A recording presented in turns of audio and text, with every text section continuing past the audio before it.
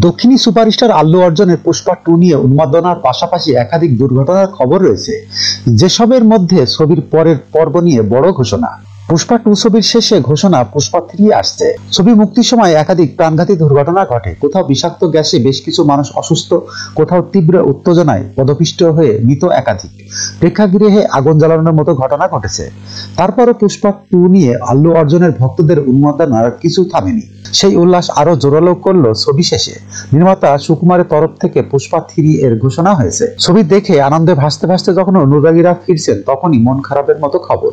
ছবির সিকিউএল হবে, কিন্তু দীর্ঘ 6 বছরের প্রতীক্ষা।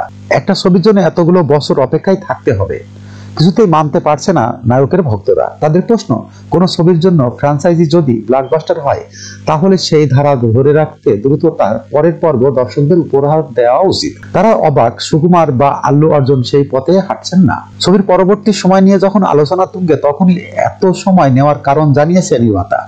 সুকুমারের প্রথম যুক্তি, ছবির চিত্রনাট্য সবে হাতে নিয়েছেন, ফলে সেটি তৈরি করতে অনেক সময় লাগবে। 2, একইভাবে আল্লু অর্জুনের হাতে একাধিক ছবির কাজ রয়েছে, সেগুলো পুষ্পা 2 এর জন্য থমকে ছিল। এবার সেই ছবিগুলোর কাজ শেষ করতে হবে নায়ককে, ফলে ছবিটি মুক্তি পাবে 2028 কিংবা 2029 সালে।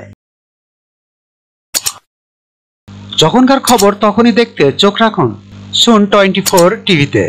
চ্যানেলটি সাবস্ক্রাইব করুন।